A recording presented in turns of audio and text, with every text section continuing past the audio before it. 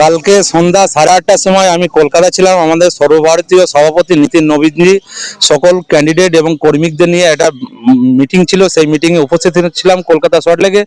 তখন কলকাতা থাকাকালীন এখান থেকে ফোন যায় 8:30টার সময় যে সেজুয়া 17 নম্বর বুথে দেয়াল লিখন নিয়ে ঝামেলা হয়।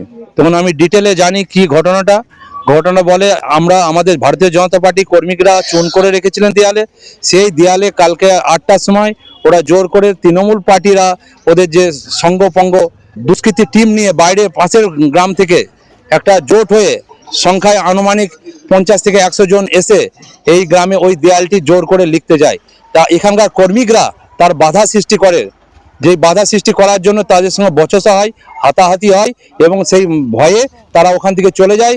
এবং এখানে কর্মীরা এখানকার পুলিশ আইসিকে ফোন করে, পুলিশ আইসি তুরন্ত ওখান থেকে এসে সহযোগিতা করে এবং এখানকার সমস্যাটাকে সমাধান করার চেষ্টা করেছে এবং সুষ্ঠুভাবে এখনো পর্যন্ত আছে। আমি আশা করব এই দেয়ালটি যেটা তৃণমূল কর্মীরা বা গুন্ডা বাহিনীরা লিখে গেছে, ওদের মাধ্যমেই এই দেয়ালটিকে এখানে মুছে দেওয়ার জন্য আমি তাদের কাছে একটা প্রশাসনের কাছে একটা আবেদন রাখবো। আজ থেকে 4 দিন আগে চুন করেছিলেন। আমি ইলেকশন কমিশনারকে জানিয়েছি অলরেডি, বাকি এখানকার আইসিকে আমাদের এখানকার কর্মীরাই জানিয়েছেন। এবার এখানে যৌথ বাহিনীও এখানে আছে, আর এবং আইসি সাহেব আমি এখানে আছি, এখন আইসি সাহেব এখানে বর্তমানে প্রেজেন্টও আছে।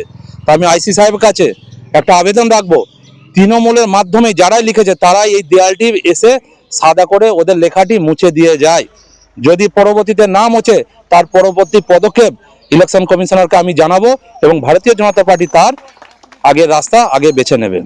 দেখুন, আমরা মিরা 1 নম্বর অঞ্চলের মানুষ কোনো দেওয়াল জোরপূর্বক কোনো রাজনৈতিক দল গত যতগুলো নির্বাচন হয়েছে দেওয়াল লিখন করেনি। আমাদের পাশের গ্রাম আন্দুলবেড়িয়া কলোনি থেকে কয়েকজন শিল্পী দেওয়াল লিখন করছে মিরা 1 নম্বর অঞ্চলে।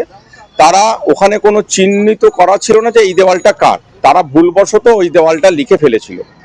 তৎক্ষণাৎ আমাদের কাছে খবর আসে, আমরা আমাদের বুথ সভাপতির কাছে মেসেজ পাঠাই, যদি ওই দেওয়ালটা আমাদের না হয় তাহলে দল চুন দিয়ে মুছে দিতে হবে। এই কথা বলার পরও সেখানে পুলিশ যায়। পুলিশ যাওয়ার পর পুলিশও বলেছে এক কথা, আমাদের দলের কর্মীদের আপনাদের দেওয়াল না হলে মুছে দেবে। কিন্তু একটা আতঙ্কের পরিবেশ বিজেপি তৈরি করতে চাইছে। সেজুয়া গ্রাম হিন্দু অধ্যুষিত একটা গ্রাম, সেখানে যাতে তৃণমূল কংগ্রেস রাজনৈতিকভাবে কোনো রকমভাবে মাথা তুলে ভোট করতে না পারে তার জন্য আতঙ্ক তৈরি করতে এবং মানুষের কাছে ভুল বার্তা দেওয়ার জন্য হিন্দু মুসলমানের রাজনীতির খেলা খেলতে চাইছে। এর বিরুদ্ধে আমরা তৃণমূল কংগ্রেস সবসময় সাম্প্রদায়িকের বিরুদ্ধে লড়াই করছি, আগামী দিনেও করব, আজকেও করব। আমরা চাইব শান্তিপূর্ণভাবে আগামী বিধানসভা নির্বাচন কালীগঞ্জ ব্লকে হোক, মিরা 1 নম্বর গ্রাম পঞ্চায়েতে হোক। এটা আপনাদের মাধ্যমে এই বার্তায় দিতে চাই, শান্তিপূর্ণভাবে সব রাজনৈতিক দল নিজেদের ভোট চাওয়ার অধিকার আছে, গণতন্ত্র আছে এবং দেওয়াল লিখনের অধিকার সকলের আছে। যদি দেওয়ালটা আমাদের না হয়, আমরা তার জন্য ক্ষমাও চেয়ে নিয়েছি, ভুলও স্বীকার করেছি এবং দেওয়ালটা মুছে দেওয়ার জন্য আমি আমার বুথ সভাপতিকে নির্দেশ দিয়েছি।